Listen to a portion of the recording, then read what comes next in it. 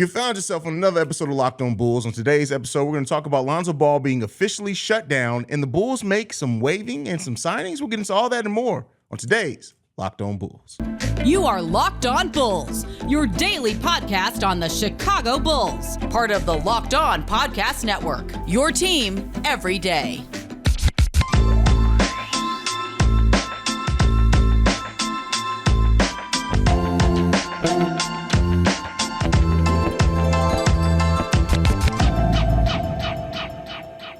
Thank you for tuning in to Locked On Bulls, member of the Locked On Podcast Network, where it's your team every day. Today's episode is brought to you by PrizePicks. First-time users can receive a 100% instant deposit match up to $100 with promo code Locked On. That's PrizePicks.com, promo code Locked On. That's Pat, the designer, host, and creator of the Windy City Breeze. I'm Haize, host and creator of Chicago Bulls Central, Chicago Bears Central, and Chicago Sky Central. With that being said, Pat. Don't hit with him on the Sky content. Come on, bro. Come on now. Been busted. I'm not going to lie to you. Bro, I'm not going to lie to you. I've been surprised at how good the Chicago Sky content's been doing, but it is what it is. We're here to talk about the Bulls, bro, and officially the news that we all knew was coming. Me and you have been telling Bulls fans this was the likely outcome since about 6 weeks into the season, because after that first 4 to 6 week time period went by, we're like, he ain't coming back. He'll be back in 2023. Yeah, the 2023. So they shut down. They shut down Lonzo Ball. Greatest news report of all time. And so one of the things that's concerning in this, and I won't lie, is the quote that came from the quote that came out from AK after this, it just was like, yeah, he's still experiencing some discomfort. We're gonna continue monitoring with the eye set on 2023. That the timeline basically ran out for him to get back in physical condition. Basically, there's still no confidence he's actually going to be back in time for next season. How do you feel about all this, brother? Pat Beverley 2024. I mean, I don't know. Like, what are we really having a conversation about here? Like, we knew Lonzo was going out. I've told y'all at this point that I believe that it's going to end up being a bad signing. I've told y'all that I don't think that the Bulls. I think that this is a big reason why the Bulls have struggled this season. I don't think anything changes. Lonzo, we knew Lonzo was going to be done. We hoped for the best with him, that he could be back sometime this year, but realistically, right, he's trending towards a path where his career may be done. And that is the worst part about it. And it's not because I don't think Lonzo can play. It's not because I don't want Lonzo to get healthy. It's because we're a year and a half into this and there are no answers. We have the same questions we had last January. You're heading towards a player that you might have to do. We're heading to a point where I know we talked about the trade idea yesterday. You might have to try and do a respect type move and see if you can get him to do like one of those retire deals, dog. Well, here's the thing that I did not take into consideration, because it's a rare thing and rare that it works. Now, it doesn't really save the Bulls much money, but they could do a waive and stretch with Lonzo Ball's contract. Now, I'm not saying that it's likely. I'm not saying that if they have any confidence that Lonzo Ball is going to be ready to go by the start of next season, let's eliminate all this talk.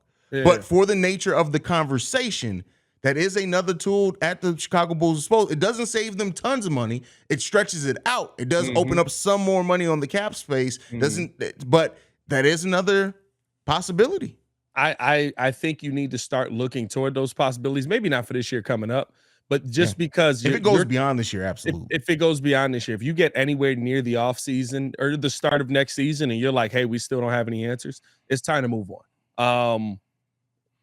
And I think that's the scariest part of this. It's not what I want for Lonzo. It's not how I want Lonzo's career to finish out. But the scariest part of this is you have literally every single doctor, their doctors, our doctors, doctors from third parties, all over the place. And all of them have said the same thing. We don't know why it hurts. And I'm going to read the quote from AK directly. Despite making significant increases in strength and function over the past several months, Lonzo Ball continues to experience performance-limiting discomfort during participation in high-level basketball-related activities. Considering the required time period to achieve the necessary level of fitness to return to play in the current stage of the NBA season, Ball will not return this season. The focus is for Ball will continue to be on the resolution of his discomfort and a full return for the 2023-24 season. I don't get any sense of confidence from that. Call me a conspiracy theorist, whatever you want to do. Nothing in that statement tells me that you are confident that Lonzo Ball is coming back to basketball anytime soon. We are already 13 months removed, almost like by time the beginning of training camp and Lonzo is not ready to go, that is 20 months since his injury.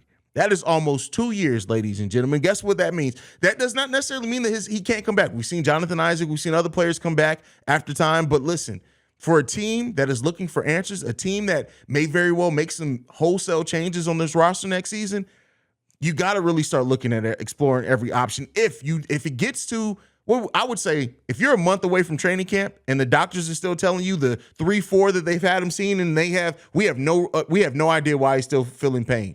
You got to start looking at something. And that's just the business aspect of it. I love Lonzo. I love what he brought to this team. The most exciting brand of basketball I've seen the Chicago Bulls play in the last 3 to 5 years was when Lonzo Ball was playing on the court. I miss seeing him take that 3-point shot and him get so excited he does that one-legged bounce. I miss all of that. I miss the transition buckets. I miss the passes that look like he barely gave any effort and goes all the way across the court. I miss every single bit of that. But the business aspect of this, you have paid $40 million for 35 games. That ain't going to cut it. And I mean, here's the question that you have to ask yourself. How's he going to be on the other side of this? Does he come back and he's able to continue to maintain that level of defense that he has? Or does he come back and he's Kendrick Nunn? Are you willing to have the third year of that contract be he's got to get used to basketball again? Yeah. Because that's what Kendrick Nunn is in right now, right? Like he's getting more playing time out in Washington right now. But when you see Kendrick Nunn on the court, what's he? A couple points a game, maybe 6 points a game, something like that. Couple of assists, you know what I mean? Like he's not the Kendrick Nunn that went out when he was in Miami. He's not that guy anymore. Yeah. Maybe he can work his way back to being that guy, but I think that's the real question that you have to ask yourself. Year 3 of that, you're going to be paying him $20 million still. And in year 3 of that, are you okay with him being a shell of the player that he once was, maybe for the off chance that he works himself back into being the player that he was in year 4 of it? And what's so frustrating about this for Lonzo is that if you look at the way that Lonzo transformed his shot, became a defender. Imagine, like, Lonzo has dealt with the injury every single season of his NBA career, some more severe than others. Imagine if he had that time. Imagine if these last 2 summers, where we're assuming that he's going to still be in recovery this summer, but imagine if that time was spent adding other things to his game. With what he's already shown that he's been able to add to his game with injuries, imagine if Lonzo was able to just focus on adding to his game and it wasn't this constant stream of, I need to come back from injury. Lonzo would be so far above where he'd be probably a defensive player of the year caliber player, which he already basically was. But on top of that, and it sucks to see a player that, despite all the hype that he came into the NBA with, really meeting most of those expectations, and he should have been exceeding those expectations, but he hasn't, just because of him having to deal with an injury every year of his career. No, 100%. I'm with you, and I think that's the part that's scary. I think that's the part that I look at. Is he going to come back and be able to still do that? Or is his shot going to be the same? Right? Like, this is a knee. This changes everything. Is his back going to be able to hold up if he has to run a little bit different? Is his how's he going to be? That's why I asked the question, what is he going to be when he actually does come back to the court, when he actually does get an opportunity to get on the court and play? Because the biggest question right now is, maybe he does come back. Maybe this is a Kendrick Nunn situation. I believe Kendrick Nunn also had a bone bruise, if I'm not mistaken. Yeah. And it did just take a ton of time for him to come back. It just did, right? Like, he slowly worked his way back into it. It's not something that should be career ending. My question around the Chicago Bulls is, if you feel like you're going into the next offseason with these same questions, and maybe he is able to play, we're not sure what the discomfort is, we're not sure whatever it is, but he's able to force his way through it and get on the court. Okay, then what player are you getting on the court? Yeah. I mean, that's the questions that AK and Eversley have to face amongst a laundry list of questions that they have to find answers to or hope to find answers to some of them over this offseason. Now, next up, we're going to talk about Tony Bradley being cut to make way for Patrick Beverley. But before we do that, I got to talk to you about one of our partners, and that's PrizePicks. And how does PrizePicks work? You pick 2 to 6 players, and if they will go on to score more or less than the PrizePick projections, you can win up to 25 times your money on any entry. No competing against other people. It's just you versus the projections available. PrizePicks offers projections on any sport that you watch. This includes NBA, NFL, MLB, NHL, PGA, college basketball, women's college basketball, college football, soccer, WNBA, esports, NASCAR, every single sport you can imagine, you can use PrizePick projections on. Entries can be made in 60 seconds or less. It's just that easy. Safe and fast withdrawals, currently operational in over 30 states and Canada. Download the PrizePicks app or go to prizepicks.com to sign up and play daily fantasy sports. First-time users can receive 100% instant deposit match up to $100 with promo code LOCKEDON. If you deposit $100, PrizePicks will give you $100. If you deposit $50, PrizePicks will give you $50. Don't forget to enter promo code LOCKEDON at sign up for instant deposit match up to $100. All right, Pat. So the question always was out there on how we were going to make room for the signing of Patrick Beverley. Well, now we got the answer to that. It's going to be Tony Bradley who's waived, so we're waiving it big to make room for yet another guard. And we also have details on Patrick Beverley's contract. I know you asked about it yesterday. He's going to be signed for the remainder of the season. The Bulls will pay him $80,000 over the remainder of the season. Shout out to us. Keep that in mind, Bulls fans. If Pat Bev ain't looking to be that guy, he's making $80,000. Also, shout out to him, bro. Like he's just coming home making just a regular salary, like the rest of us.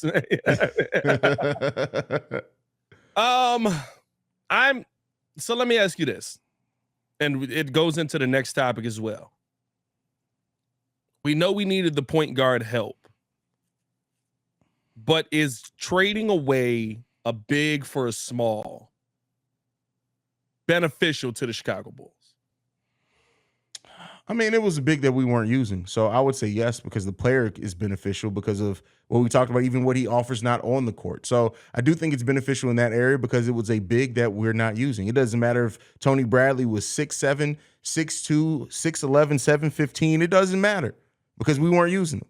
7'15", yeah, that's 8. That's over 8 feet. I'm being ignorant. It's just interesting kind of seeing the Bulls' philosophy with a lot of this, right? Like, yeah, we've seen them like literally, like we thought Billy was joking when he said we might try Pat out at some center.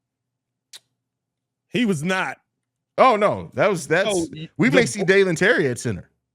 Honestly, well, that wouldn't be that surprising if we're being 100% honest. But it's interesting to me, right? The cutting of Tony Bradley just really tells you their philosophy. I don't think Tony Bradley was this all-star center. I'm not telling you that there was more potential there than we saw. But when Tony Bradley got in the game, he could grab you a couple of rebounds and block a couple of shots. He was good enough when he played on the floor for us. Now, granted, it was by necessity, to at least probably be a backup big for us last year. And we didn't use him last year. It's just interesting to me when you see the philosophy around this Bulls team. Not saying Tony Bradley was, oh my God, great, how could we lose him? But the philosophy of we're just going to play with a smaller lineup with a team that is last in the NBA in three-point attempts and three-pointers made is really, really, right? Like, I get it if we're running out there with the Warriors because we're just knocking down so many threes, we don't got to be big. But 90% of our game is inside. I mean, it's telling that Tony Bradley, even in the time where we needed size, we went and signed an over-the-hill Tristan Thompson instead of playing Tony Bradley. At a time where we needed size season. Who's a little bit smaller, right? What's Tristan, 6'9"? I don't remember. Yeah, probably. And we were like running him out there at center. Tristan might be taller than that. I don't think. And then even the last season before the Tristan, Derrick Jones Jr. was a way more impactful backup center than what Tony Bradley was. The fact that Tony Bradley's the moment that he's always going to be remembered for is this. This is always what we're going to remember Tony Bradley for. And keep in mind, don't do it, Tony. there was a game in which Tony Bradley had a double-double in one quarter last season. Nobody remembers that. So I'm not going to miss Tony Bradley on this team because and much like Troy Brown is over in LA and playing a solid role for them, not doing anything amazing, but playing a solid role for them, it's a chance that the team may pick him up. But I think that's my point with it, right? Like, I'm not sitting here telling y'all Tony Bradley was fire. Yeah. Right? Like I'm not coming out here telling you, man, we really miss Tony Bradley on this team. But would I be surprised if I see Tony Bradley go to another team and he's out there and he's giving them 8 and 8? No. Well, that's a bit much. To say 8 and 8, I don't know if he's getting 8 I mean, and 8, when we saw him getting good minutes out on the what was the road trip we were on the West Coast trip? It's basically what he gave us. Bro. Even and the only reason he was here was because Billy had him in OKC. Even when he was at OKC, he was like 8 and 8. Because I remember like being excited, like, oh man, Tony Bradley coming. 18 minutes nice for player. OKC in 18 minutes average over 22 games for OKC, he did average 8 and 6.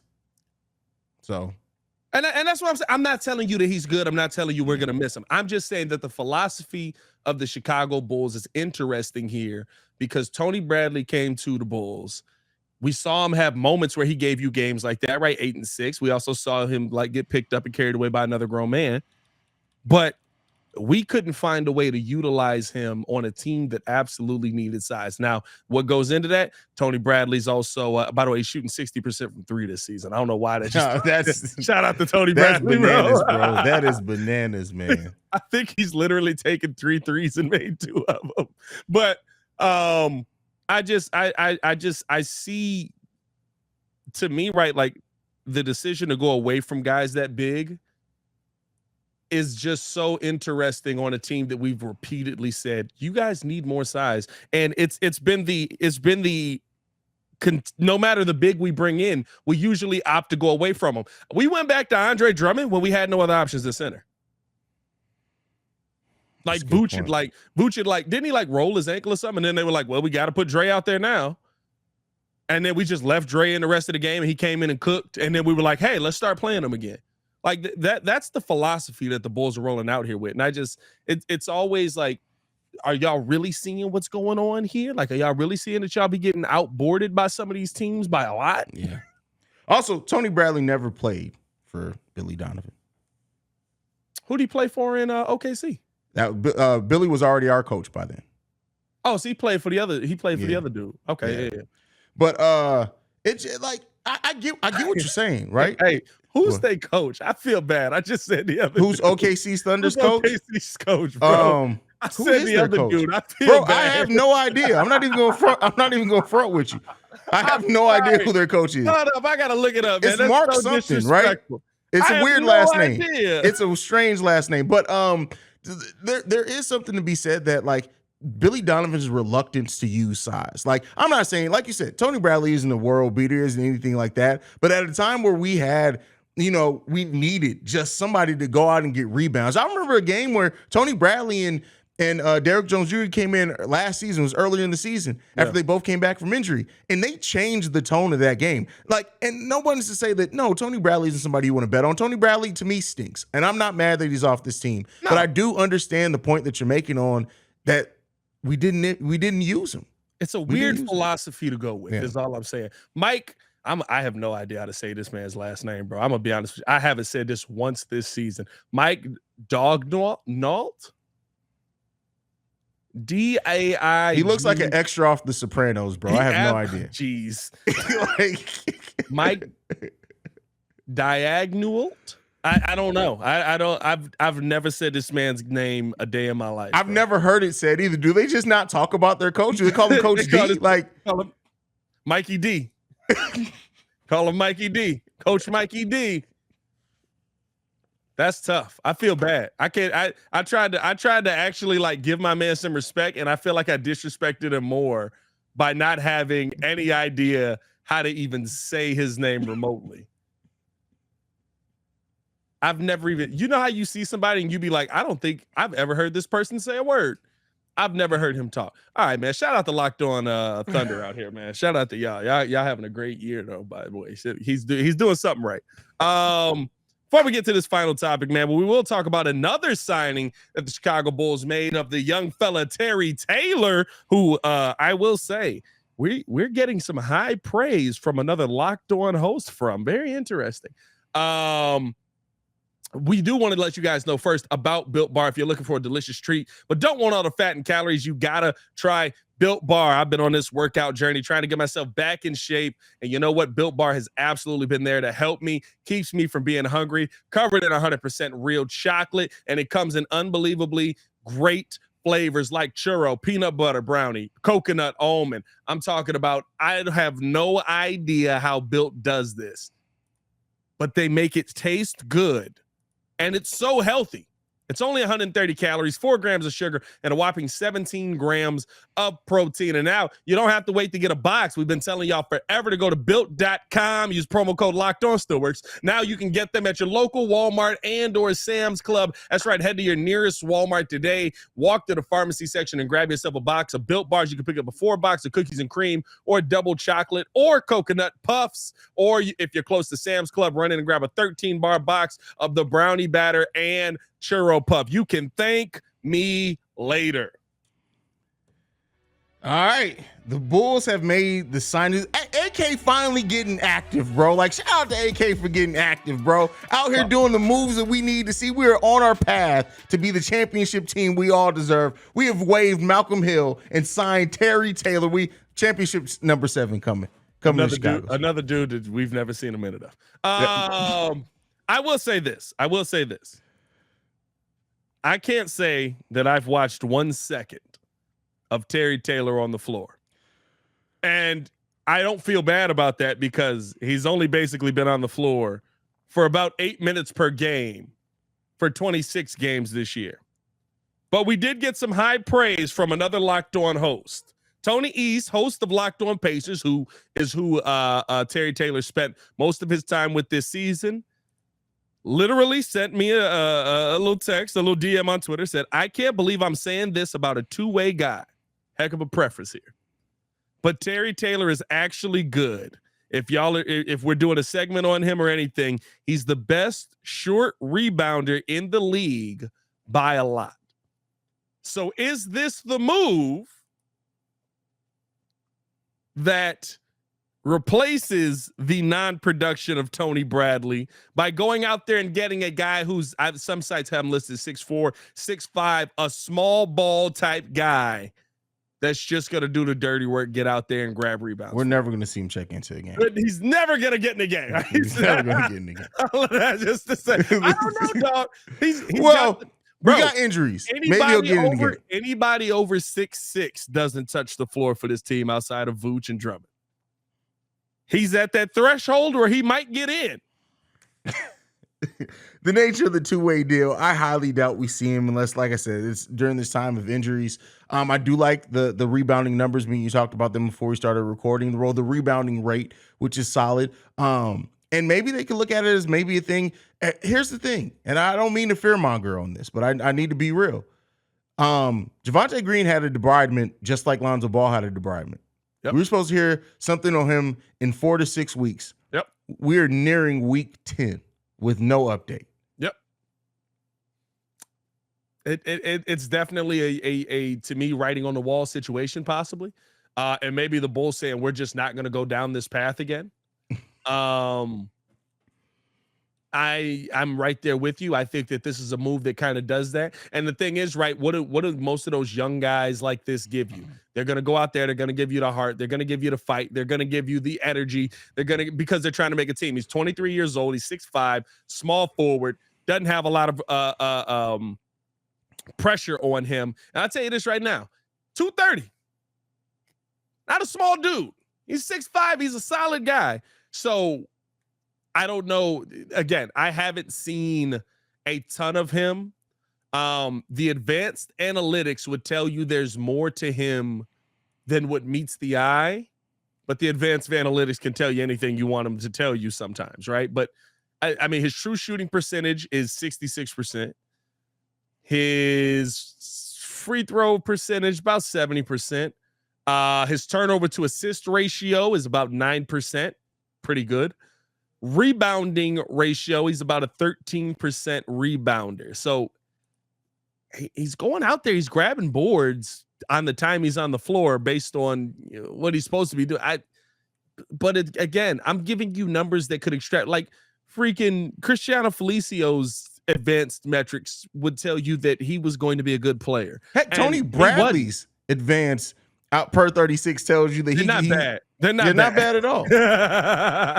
So take everything I said there with an absolute pile of salt. I'm not even going to say grain. Take it with as much salt as you can. You should have high blood pressure after all of that. But if it's a situation where AK is trying to see something where he can just go out there and get another energy guy, get another guy that's just going to grind it out and fight, maybe he's that kind of guy that you bring in. And again, I'm not mad at you going to get those guys because those are the guys you need. Like literally, we just look at the starters. We'd be like, somebody gonna do something. Somebody gonna be aggressive. We saw a rookie come in, and that's the only time we saw somebody get aggressive. Well, we got Pat Bev coming. He's definitely gonna be aggressive. Oh, he's naturally aggressive, bro. Yeah.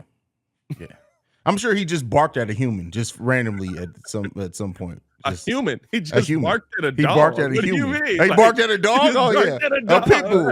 He looked the pit bull dead in his face and barked at the pit bull. Pitbull was going ahead and must say, like, oh, okay, my bad. So he's DMX now? The Pitbull looked at Pat Bev and said, I wasn't familiar with your game.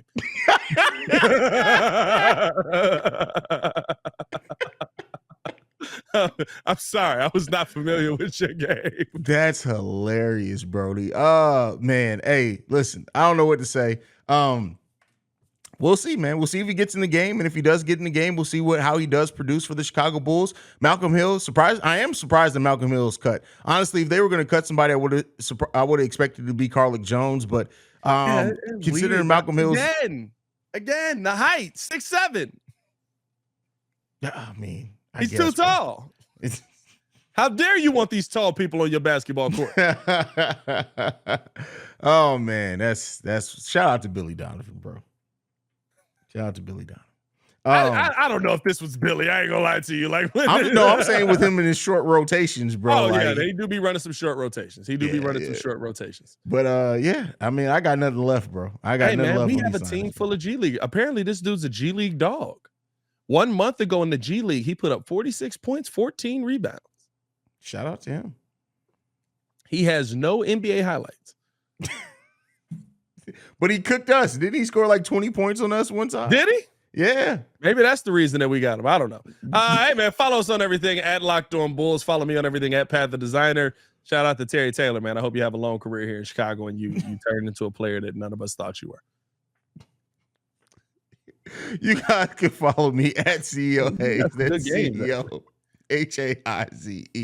Thank you for making Locked On Bulls your first listen today. Now for your second listen, go and check out Game to Game NBA. Every moment, every top performance, every result. Locked On Game to Game covers every game from across the NBA with local analysis that only Locked On can deliver. Follow Game to Game on Locked On NBA, available on the Odyssey app, YouTube, or wherever you get your podcasts. For Pat the Designer, I'm Haize. This is Locked On Bulls. Peace, y'all. Peace. Dropped 24 and 16 versus the Orlando Magic.